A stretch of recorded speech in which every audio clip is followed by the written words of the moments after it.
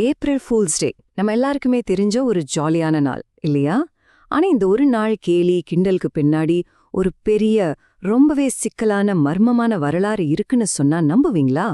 வாங்க அத பத்தி தான் நாம இப்போ ஆழமா பார்க்க போறோம். 1957ல பிபிசி சேனல்ல ஒரு டாக்குமெண்ட்ரி மாதிரி ஒன்று ஒளிபரப்புனாங்க. சுவிட்சர்லாந்துல விவசாயிகள் மரங்கள்ல இருந்து ஸ்பெகெட்டி அறுவடை பண்ற மாதிரி அதுல காட்டினாங்க. அதை பார்த்து லட்சக்கணக்கான மக்கள் நிஜமாவே அதை நம்பிட்டாங்களாம்.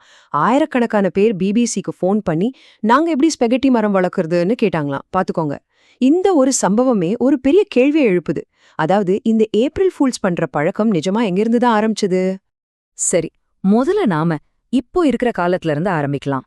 இந்த நாள் எப்படி பெரிய பெரிய மீடியா, பெரிய கார்ப்பரேட் கம்பெனிங்க எல்லாம் மக்களை ஏமாத்துற ஒரு பெரிய மேடையா மாறுச்சுன்னு பாப்போம். இங்க பாருங்களேன், பெரிய பெரிய கம்பெனிங்கெல்லாம் இந்த நாளை எப்படி தங்களுக்கு சாதகமா யூஸ் பண்ணிருக்காங்கன்னு. பிபிசியோட அந்த ஃபேமஸ் ஸ்பகெட்டி மரம் கதை, அப்புறம் 1996ல டாகோபெல் அமெரிக்காவோட சுதந்திர சின்னமான லிபர்ட்டி பெல்லையே வாங்கிட்டோன்னு சொன்னது. அது மட்டுமில்ல, பர்கர் கிங் லெஃப்ட் ஹேண்டர்ஸ்க்குன்னு தனியா ஒரு பர்கர் கொண்டு வரும்னு சொன்னது. இது எல்லாமே என்ன தெரியுமா? மக்கள்கிட்ட எது சொன்னா நம்புறாங்கன்னு ஒரு டெஸ்ட் பண்றதுக்கும் தங்களுக்கு ஒரு ஃப்ரீ பப்ளிசிட்டி தேடிக்கிறதுக்கும் தான். சரி, இந்த நவீன காலத்து கேலிகள் எல்லாம் ஒரு பக்கம் இருக்கட்டும். இப்போ இதோட ஆணி வேற தேடி போலாம். இதெல்லாம் உண்மையில இங்கிருந்து ஆரம்பிச்சது. சுவாரஸ்யமான விஷயம் என்னன்னா, இதோட உண்மையான தோற்றம் எதுன்னு யாருக்குமே சரியா தெரியாது. அதனாலதான் அறிஞர்கள் இத மெட்டாஃபோக்லோர்னு சொல்றாங்க. அதாவது ஒரு நாட்டுப்புற கதையோட தோற்றத்தையே இன்னொரு நாட்டுப்புற கதை மாதிரி சொல்றது. இதுக்கு ரொம்ப பரவலா சொல்லப்படுற ஒரு கதை இருக்கு. அது என்னன்னா, 16ஆம் நூற்றாண்டுல பிரான்ஸ்ல நடந்த ஒரு கேலண்டர் மாற்றம் தான் இதுக்கு காரணம்னு சொல்றாங்க. அதுக்கு முன்னாடி வரைக்கும் மக்கள் மார்ச் மாசம் இறுதியில தான் புது வருஷத்தை கொண்டாடிட்டு இருந்தாங்க.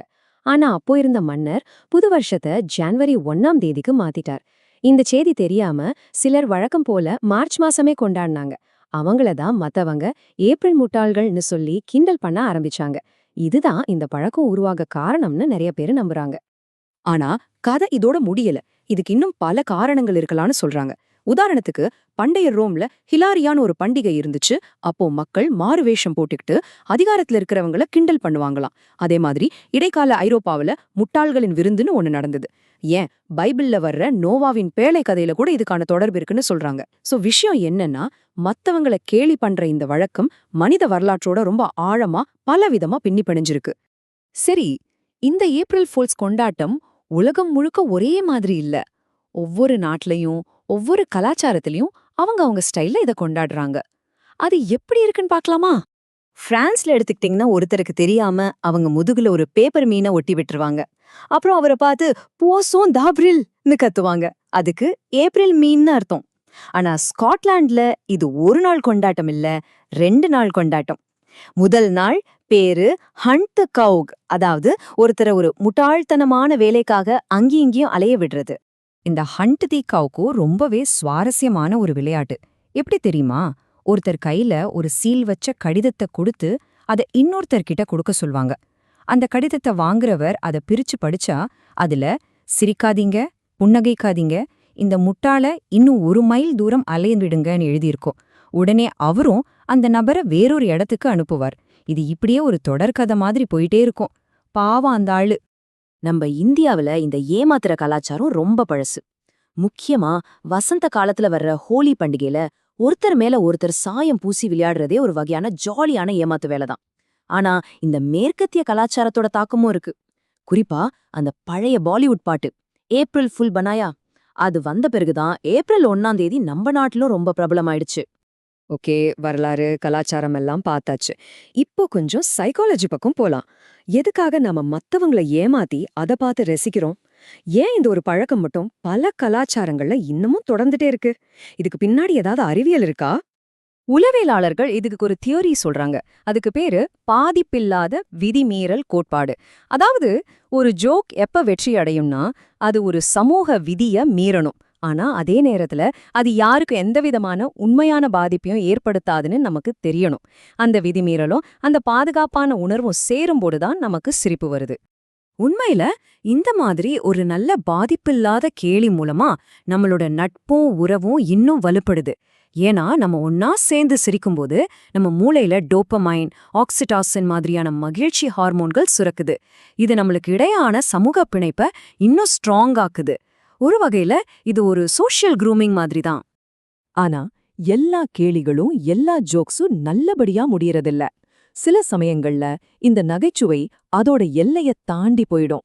அப்போ சிரிப்பு நின்னு போய் கடுமையான பிரச்சனைகள் வர ஆரம்பிக்கும். அது எப்போ நடக்குதுன்னு பார்க்கலாம். பாருங்க, ஒரு நல்ல கேலிக்கும் கெட்ட கேலிக்கும் நடுவுல ஒரு மெல்லிய கோடு தான் இருக்கு. ஒரு நல்ல கேலி செஞ்சா அதை ஈஸியா சரி பண்ணிடலாம், அது உறவுகளை பலப்படுத்தும். ஆனா ஒரு கெட்ட கேலி அப்படி இல்ல. அது உண்மையான பயத்தையும் அவமானத்தையும் கொடுக்கும். சில நேரங்கள்ல பணம், பேரு எல்லாத்தையும் கூட காலி பண்ணிடும். கார்ப்பரேட் கம்பெனிங்க பண்ற கேலிகள் சில நேரம் ரொம்பவே விபரீதமா முடிஞ்சிருக்கு. உதாரணத்துக்கு ஃபோக்ஸ்வேகன் கார் கம்பெனி அவங்க பேரை வோல்ஸ்வேகன்னு மாத்த போறதா ஒரு பொய்யான நியூஸ் பரப்புனாங்க. இதனால அவங்க மேல பங்குச்சந்தை விசாரணையே வந்துச்சு. அதே மாதிரி கூகுள் ஒரு தடவை ஜிமெயில்ல மைக் டிராப்னு ஒரு பட்டன் வச்சாங்க. அத தெரியாம கிளிக் பண்ணதால பல பேருக்கு வேலை போச்சு. இந்த ஃபோக்ஸ்வேகன் சம்பவத்துக்கு அப்புறம் ஒரு பத்திரிகையாளர் சொன்னது போல இது வெறும் ஒரு கேலி கிண்டல் இல்ல, இது ஒரு பெரிய நம்பிக்கை துரோகம். ஒரு மார்க்கெட்டிங் ஸ்டண்ட்டுக்காக மீடியாவோட நம்பிக்கை தன்மைய ஒரு ஆயுதமா பயன்படுத்துறது ரொம்பவே தவறான விஷயம். இப்ப நாம ஒரு முக்கியமான கட்டத்துக்கு வந்திருக்கோம். எங்க பார்த்தாலும் ஃபேக் நியூஸ், தப்பான தகவல்கள் பரவிக்கிட்டு இருக்கிற இந்த டிஜிட்டல் காலத்துல ஏமாற்றத்துக்காகவே ஒரு நாளை கொண்டாடுறது தேவையாங்கிற ஒரு முரண்பாடான கேள்வி எழும்புது. இந்த முரண்பாட்டுக்கு 2 பக்கங்கள் இருக்கு.